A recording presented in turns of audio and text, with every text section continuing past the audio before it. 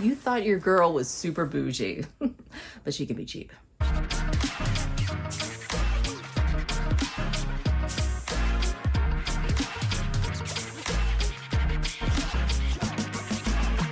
Hey guys, it's Jess from She's the Posh. Welcome back, and today I'm going to be sharing with you 5 ways that your girl is kinda cheap. I make videos every Sunday, Wednesday, and Friday, so please remember to hit subscribe below and ring my bell so we can become best friends here on the internet.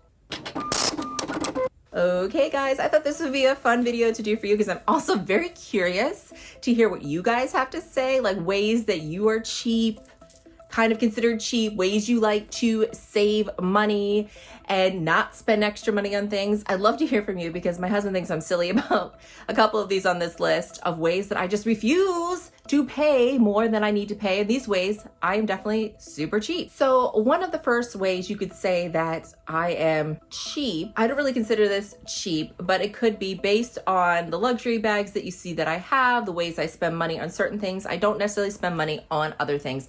So one of the ways I could be considered cheap is that I don't have a big, huge house. I have like a modest 4-bedroom house. I'm in a nice neighborhood, but I don't necessarily have a huge house on the lake.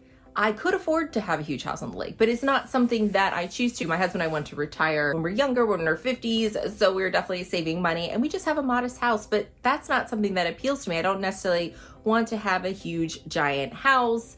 I like having my house cozy. It's just a small 4-bedroom type place.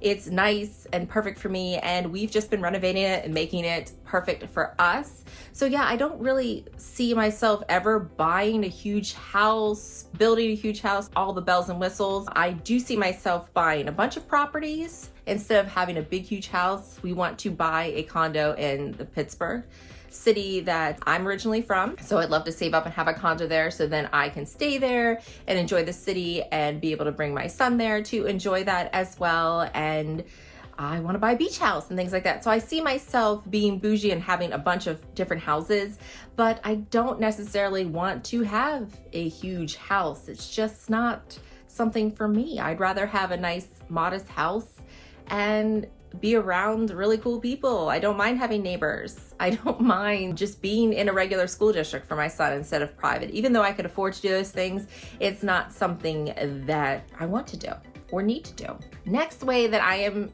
cheap, I guess, is that I keep my cars until they're 10 plus years old. I don't really get a new car every 3 years or 5 years, how other people normally do.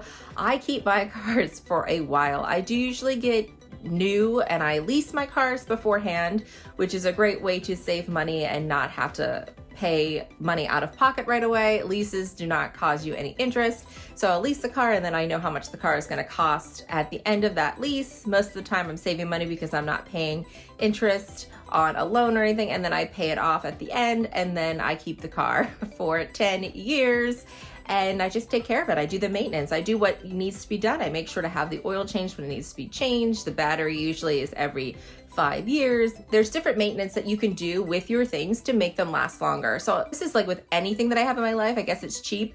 I will take care of things to keep them longer. Some people like the newest and greatest things right away. That is not for me. I will take care of the stuff that I have and do the regular maintenance to make sure it lasts and stands the test of time. So yeah, I don't need a new car. I don't need a super fancy car.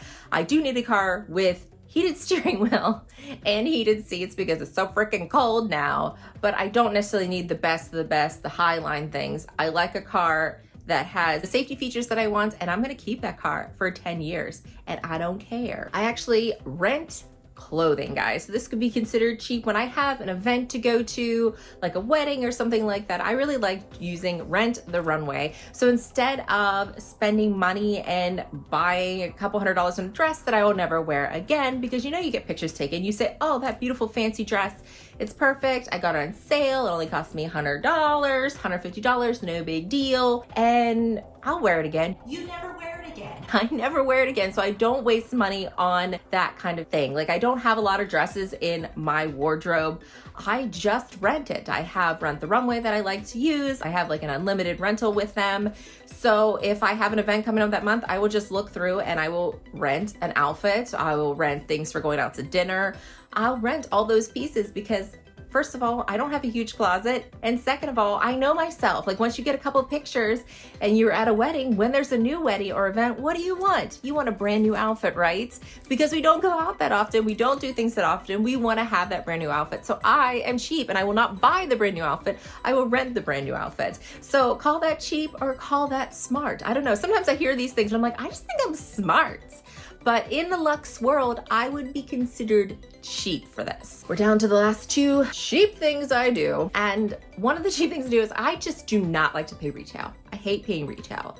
I will do it at the very last resort, but even when I pay retail, I'm not paying retail. And I'll explain why. So if I'm gonna be buying something, I look at it on the secondhand market, I see what it's selling for, I look at the value of those things when I've decided that this is something that I am going to purchase. So if I see in the resale sites and it's more expensive, usually that's with like Louis Vuitton pieces and things like that, that I'll have to buy it with my essay in stores.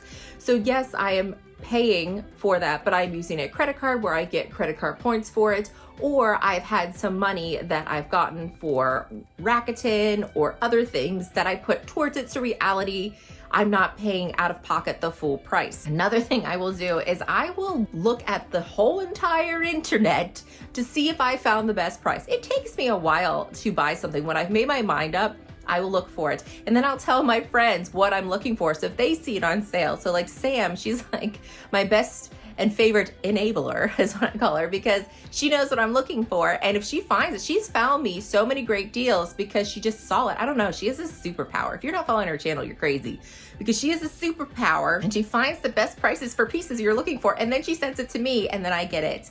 A lot of the times I'll use Rakuten. So that's something I've put in my channel, but you get money and cash back. So even if it is retail, they will give me cash back based on the percentages. Certain stores will have 10% at certain times, 5%. So you get that money back to you every quarter. So it's just smart.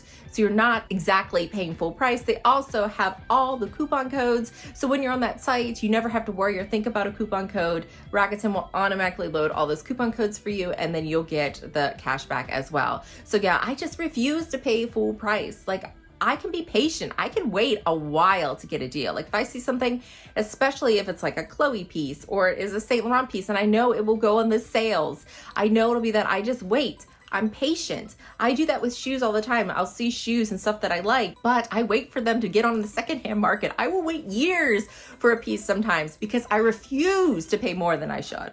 I refuse. And the last thing that my husband makes fun of me for all the time is I will take free shipping anytime.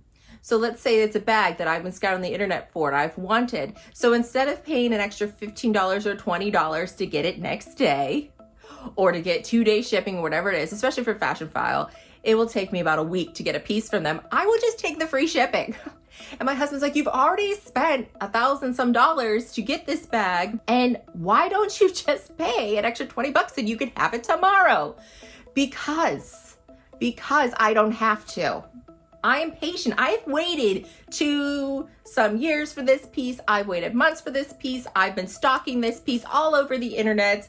I'll be damned if I pay an extra $20, $30 just to get it shipped to me when I don't have to, when the shipping is free. I'm already paying tax on it. I already have to pay that tax on it. I ain't paying more than I have to. I can wait a week. I can wait 2 weeks. I can stalk my UPS man. We're on good terms. They know me by name. I know them by name. I can wait.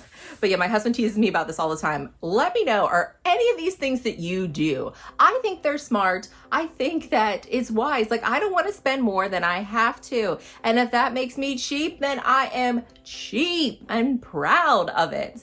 So guys, please put in the comments down below, which one of these things that you do that we share in common? What are some other ways that you are considered cheap in the luxury world based on how you spend your coin? And as always, I want to thank you so much for watching, and I hope to see you again. Bye, guys.